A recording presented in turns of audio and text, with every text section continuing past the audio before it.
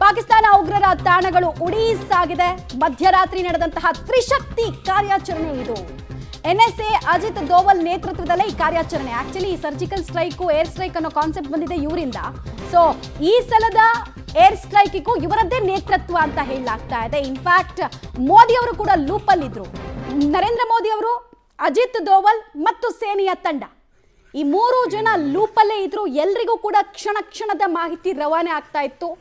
ಎಲ್ಲರ ಸಮ್ಮುಖದಲ್ಲೇ, ಎಲ್ಲರ ನೇತೃತ್ವದಲ್ಲೇ ಈ ಪ್ಲಾನ್ ಆಗಿದೆ. ಪ್ಲಾನ್ ಅನ್ನ ವೆಲ್ ಎಕ್ಸಿಕ್ಯೂಟ್ ಮಾಡೋ ಕೆಲಸವನ್ನ ಭಾರತೀಯ ಸೇನೆ ಮಾಡಿದೆ.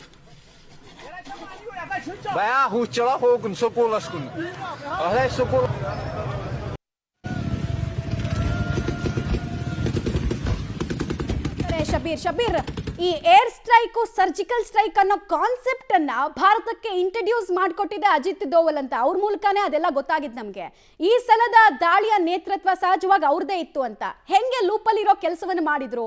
ಆಮೇಲೆ ಸೀಕ್ರೆಸಿ ಅಂತ ಏನು ಕಾಣಿಸ್ತಿರ್ಲಿಲ್ಲ. ಎಲ್ಲ ಮೀಟಿಂಗ್ ಮಾಡೋರು, ಮೀಟಿಂಗ್ ನ ಅಜೆಂಡಾ ಏನು ಅಂತ ಗೊತ್ತಾಗ್ತಿರ್ಲಿಲ್ಲ ಅಷ್ಟೇ. ಮಮತಾ ನೋಡಿ, ಸರಣಿ ಸಭೆಗಳು ನಡೀತಾ ಇತ್ತು. ಏನೋ ಒಂದು ದೊಡ್ಡದಾಗೋದಿದೆ, ಏನು ಅನ್ನುವಂಥದ್ದನ್ನು ಎಲ್ಲೂ ಕೂಡ ಗೊತ್ತಿರಲಿಲ್ಲ. ಇತ್ತೀಚೆಗೆ ಕೇಂದ್ರ ರಕ್ಷಣಾ ಸಚಿವ ರಾಜನಾಥ್ ಸಿಂಗ್ ಅವರು ಕೂಡ ಒಂದು ಸುಳಿವನ್ನ ಕೊಟ್ಟಿದ್ರು. ಇಡೀ ದೇಶ ಏನ್ ಬಯಸ್ತಾ ಇದೆ ಅದನ್ನು ನಾವು ಶೀಘ್ರದಲ್ಲಿ ಮಾಡ್ತೀವಿ ಅನ್ನುವಂಥ ನಿಟ್ಟಿನಲ್ಲಿ ಒಂದು ಹೇಳಿಕೆಯನ್ನು ಕೂಡ ಕೊಟ್ಟಿದ್ರು. ಸೊ ಹೀಗಾಗಿ ಕೇಂದ್ರ ಸರ್ಕಾರ ಏನೋ ಪ್ಲಾನಿಂಗ್ ಅನ್ನ ಮಾಡ್ತಾ ಇದೆ. ಮಿಲಿಟರಿ ಕಾರ್ಯಾಚರಣೆ ಖಂಡಿತವಾಗ್ಲೂ ನಡೆಯುತ್ತೆ, ಆದ್ರೆ ಹೇಗಿರುತ್ತೆ, ಅದರ ಸ್ವರೂಪ ಏನು ಅನ್ನುವಂಥದ್ದು ಸ್ಪಷ್ಟವಾಗಿರಲಿಲ್ಲ. ಆದ್ರೆ ಈಗ ಅದಕ್ಕೆ ಸ್ಪಷ್ಟತೆಯನ್ನು ಕೊಡುವಂತ ಕೆಲಸವನ್ನ ಕೇಂದ್ರ ಸರ್ಕಾರ ಮಾಡಿದೆ, ವಾಯುಸೇನೆ ಮಾಡಿದೆ. ನಿರಂತರವಾದಂತಹ 9 ಸ್ಥಳಗಳಲ್ಲಿ ದಾಳಿಯನ್ನ ಮಾಡುವಂತ ಕೆಲಸವನ್ನ ಕೂಡ ಮಾಡಿದೆ. ನೋಡಿ, ಈ ಒಂದು ಮಿಷನ್ ನಡೆದಿರುವಂತದ್ದು ಮಧ್ಯರಾತ್ರಿ 1:44 ಸೊ ಇದಕ್ಕೆ ಪೂರ್ವ ತಯಾರಿ ಅಂದ್ರೆ 12 ಗಂಟೆಯಿಂದಲೇ ಇದಕ್ಕೆ ಪೂರ್ವ ತಯಾರಿಗಳು ಶುರುವಾಗಿರುವಂತದ್ದು.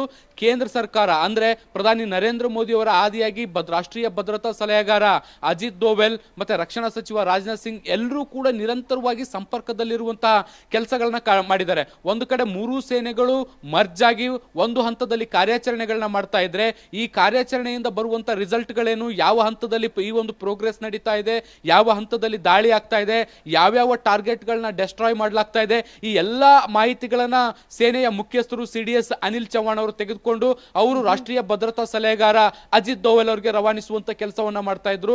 ಅಜಿತ್ ದೋವಲ್ ಅವರು ಸೀದಾ ನೇರವಾಗಿ ಪ್ರಧಾನಿ ನರೇಂದ್ರ ಮೋದಿ ಅವರಿಗೂ ಕೂಡ ಅದನ್ನ ಇನ್ಫಾರ್ಮ್ ಮಾಡುವಂತ ಕೆಲಸಗಳು ಕೂಡ ಮಾಡ್ತಾ ಇದ್ರು.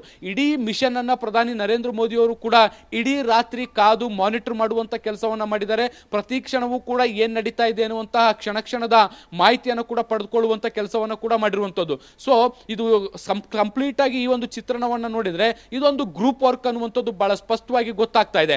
ಯಾರ್ಯಾರು ಏನೇನು ಕೆಲಸವನ್ನ ಮಾಡಬೇಕಿತ್ತು ಅವರವರ ಜವಾಬ್ದಾರಿಗಳನ್ನ ಯಶಸ್ವಿಯಾಗಿ ನಿಭಾಯಿಸೋದ್ರ ಪರಿಣಾಮ ಈ 9 ಟಾರ್ಗೆಟ್ಗಳು ಕೂಡ ಈಗ ಧ್ವಂಸ ಆಗಿರುವಂತದ್ದು. ಶಬೀರ್, ಹಾಗೆ ಸಂಪರ್ಕದಲ್ಲಿ ವಾಪಸ್ ಬಂದೆ.